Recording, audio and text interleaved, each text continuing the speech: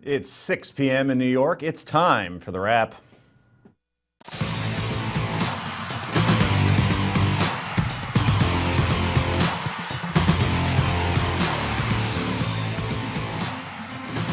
And welcome to the show, everybody. I'm Joe Conchin. Joining me tonight, it's a threesome. We usually have four, but tonight, you get your minds out of the gutter, please.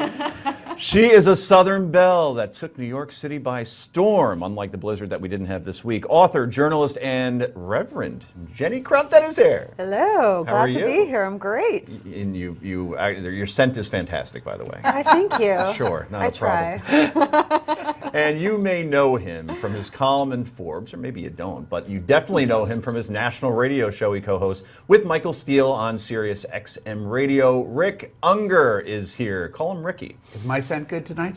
No comment on that. No, you smell great. Your car is still in style. Reverend Jenny, you know, she smelled good. We're going to call you that from now on. Hey. MSNBC might have their Reverend out, but we've got our Jenny. We've got Reverend Jenny. And we like Reverend Jenny much better. Outstanding. You know what I like as well? I like the daily download. Let's roll it.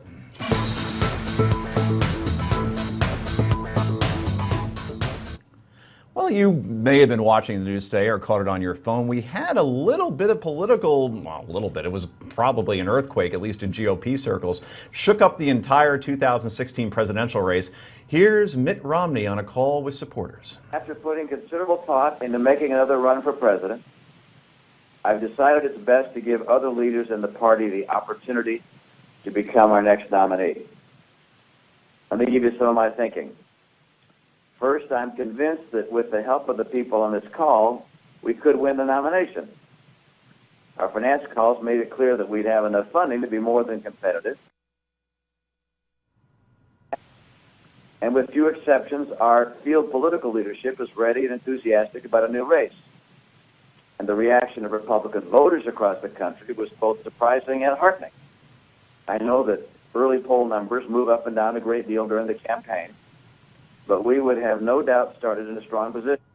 In other words, Mitt Romney not running. Meanwhile, 5 minutes later, and this is exclusive to Newsmax, aren't you glad you tuned in? This was recorded at Jeb Bush's campaign office.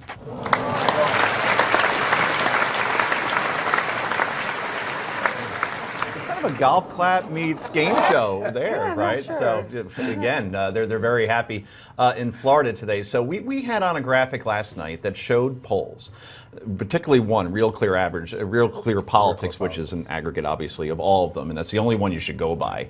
Mitt Romney had an 8-point lead over his closest competitor, the aforementioned Jeb Bush, and he drops out. Rick, this makes no sense. Makes all the sense in the world, in fact. There's only one reason that somebody who's well ahead in the polls, almost double digits, and in some polls he is ahead double digits, drops out after 3 weeks of acting so much like a candidate, it was ridiculous.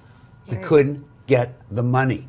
I don't care what he said in his speech. What he didn't seem to understand is that there were people in that conference call, finance people, who I know. I know them. I know they had already committed to Governor Bush. He couldn't get the money. Isn't that ironic, really by the way? Surprising, yeah. Ironic, right? Because whenever we heard about Mitt Romney, we heard about Gordon Gekko. Right. And we Right. heard about elevators in garages, and he's supposedly the richest guy on earth. Money he's rich. attracts money. Yes. You can't spend your whole fortune. I don't even think he has $1 billion. You can't spend the whole fortune on one presidential campaign. I don't know. You know, I think the man doth protest too much. I think that we could see closer to time him do a complete about face and come back. This is almost like a little bit of a commercial strategery, if you will. You know, you pretend like you're not good. You get everybody riled up by doing some trail appearances, and then you say you're backing out of the race just to make everybody go crazy and wonder what's happening, and then you know, a few months later you just pop right back in. So you're saying, Jake Tapper actually said this on CNN. He said there were some caveats involved there that allows him to jump back in come back. if he He sees. left some doors open. I think he gave every excuse in the book, and He's not coming back. So is Jeb Bush now the front runner, Rick Unger? We'll see. You know, Jeb Bush has polled particularly badly. So don't be so sure. I think what you're going to see is what we were seeing in polls before Romney gave us a reason to think he might be in again. And all of those polls were bunched. They were 5%, 6%, 7%, maybe 8%.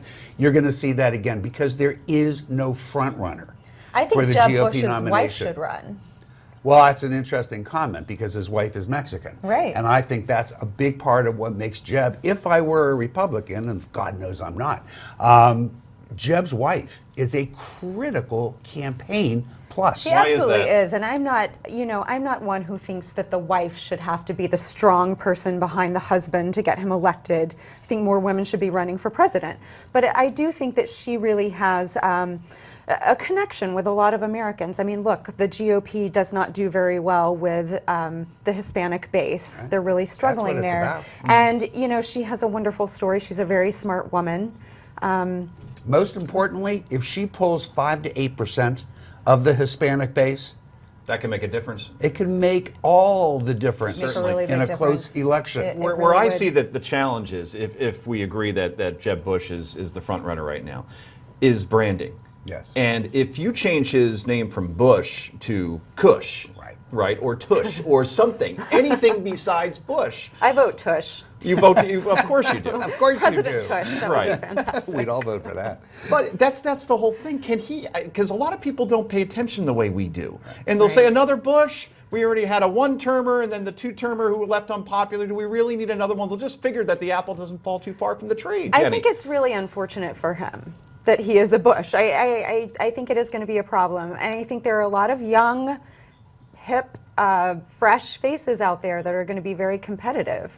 I think the polls that we're seeing right now, that's, I don't think we should give them too much credit. Well, that's true, Rick Unger, because if you look at 2011, the Yes. year before that It's very election, early. it Yes. was Giuliani, Newt Gingrich, That's right. Mitt Romney, Sarah Palin. How'd that work out? Yeah. Worked out fine for me. They I all mean, fell into it a didn't work hole. out so well for them. That's right. Look, I actually believe that any one of us sitting here could write the speech to get Jeb Bush past the problem of being a Bush, especially if he can get the nomination, because then you'll have a Bush versus Clinton, and that whole argument goes away.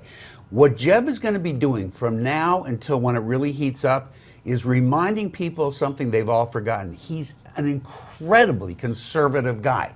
Everybody thinks he's this rhino in the Republican Party. He's not. Well, he feels moderate these days. Right. So. He feels moderate. But That's what's right. up with this? What's up with the fact that Romney might Can be we having continue that thought dinner with in a Christie? moment, RJ? No. All right. Well, we'll go to dinner. We have potluck coming up as well. A lot of food Okay. on a Friday night here. Coming up next, did you see Senator John McCain almost kick some protesters' butts yesterday? If you didn't, you will next. This is the Daily Wrap. It's only on Newsmax TV.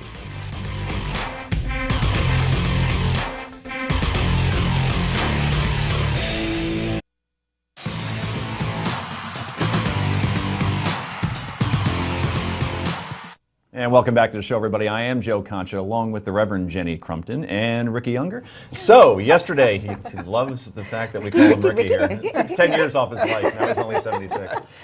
Yesterday, during the Senate Armed Service Committee on National Security, the group Code Pink, you know them, they're a bunch of women who protest wars and stuff. Well, they decided to have a little protest. Former Secretary of State Henry Kissinger, he's only 91 years old, actually was in homeroom with Rick during a sophomore year, I believe. This has got to end. Sorry, This I has beat this one to got death to too end. much. Yes, Yeah. took the brunt of the protest, and Senator John McCain having none of it.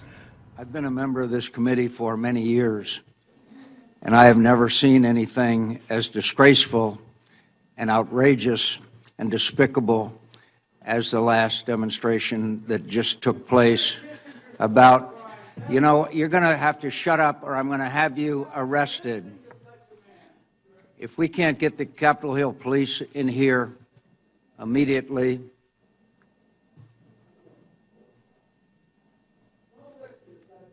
get out of here, you low-life scum.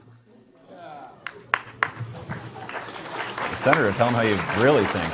But you know what's a little unsettling about that? My goodness, I mean, that's some brittle candor. But here's the thing: where was the Capitol Police? It took a kind of a long time. What if? I don't know. That just seemed to take a little bit longer than it should have. By the way, Code Pink is supposed to be peaceful, but screaming at a lot of old people doesn't seem to be that peaceful at all. And it made me think: most politicians now these days, they're happy, they're polite, they're always smiling. You don't see a lot of them having real human reactions very often, but there are some exceptions. So let's take a look at possible presidential candidate and probably up in the polls already, Chris Christie. Yeah, I understand. So I'll be more than happy to have a debate with you anytime you like, Guy, because somebody like you who doesn't know a damn thing about what you're talking about except to stand up and show off when the cameras are here. I've been here when the cameras aren't here, buddy, and done the work. I've been here when the cameras weren't here and did the work. So I'm glad you had your day to show off, but we're the ones who are here to actually do the work. So turn around. You want to hear the answer or no? Do you want to hear the answer or don't you? Because I'm not going to put. I've heard you. Okay. Go Cowboys. Those are obviously Giants or Jets fans that were clearly heckling the governor, which I have no problem with, by the way. You grow up with your team, that's your team. Anyway, Governor Chris Christie doesn't take nonsense from no one. So some people love it and some people don't like it so much. So do you think we should be seeing more of our leaders showing this sort of emotion, Rick Unger? Two different things that we saw there. I think what Governor Christie does, he can actually get away with a little bit better than what John McCain did. John McCain's behavior, I didn't approve of those people doing what they did in a Senate hearing, but his behavior was worse. You don't call people, Americans, names like that because they're protesting.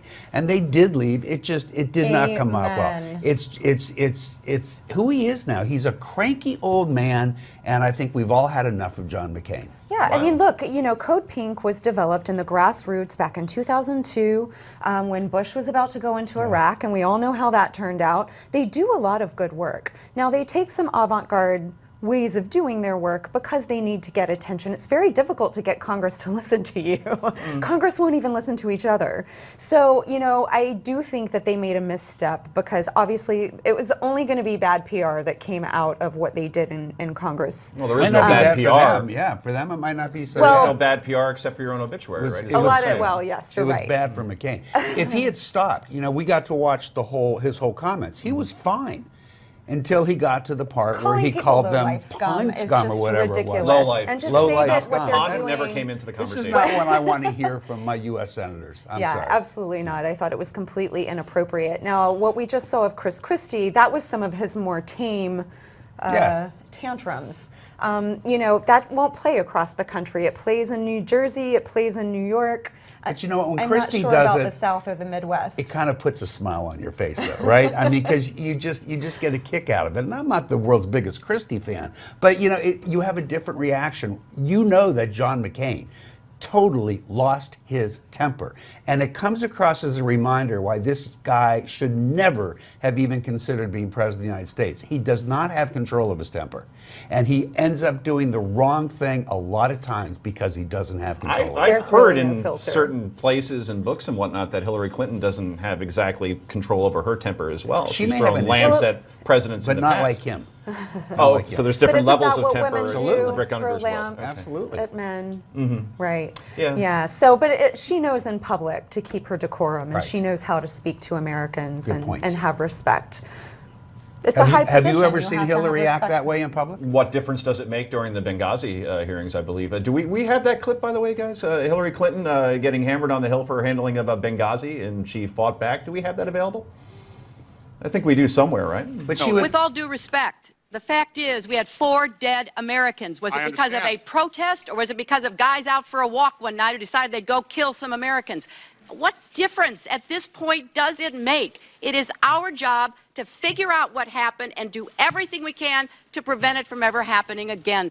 So let me That's guess. passion. I was about to say, as a That's Democrat, passion. you'll call that passion. Well, no way. But No, the but other she- guy loses his Do temper. you Well, she really didn't think that's say the same anything as calling offensive. somebody a low-life scum? Yeah, No, I'm not comparing it to McCain. Yeah, well, McCain isn't running for president. Christie may. And I It may think- be a Christie-Hillary matchup. That's so that's just the way it's not going to the be. same. That's the way it's going to be portrayed. Yeah, One that's has a not temper, Democrat, and Republican. Well, one yeah, we'll one just- has passion. And him who in was the she ring. talking to? She was talking to a United States senator who had all the power and could take care of themselves. McCain is yelling at some people, regular Americans, protesting and calling them low-life scum. You Right. thought that was an appropriate response to a question? What Her- difference Well, does it make? but Because how- I'll say it's No, going to be in that's- every ad. wait. It's going to be in every campaign We're ad. talking about tempers, not Content what she is said. different. I understand if you disagree with her saying that. I get that. Mm-hmm. But that's not, we're talking about, was that an inappropriate flash of temper? I think she You was don't like also what she having said. to reiterate a No, point. no, no, no. I say that she when had you're had running to. the State Department, that you answer the questions in a calculated, meticulous way. Well, I think I would say she there had that she been. didn't control her emotions. She had been answering it in a very meticulous she way, had. and she had been under fire for weeks at that point. And I think, if you watch the whole context around her response right there, she had been very measured and calm up until then, being hammered over the same question I'm going to over lose and my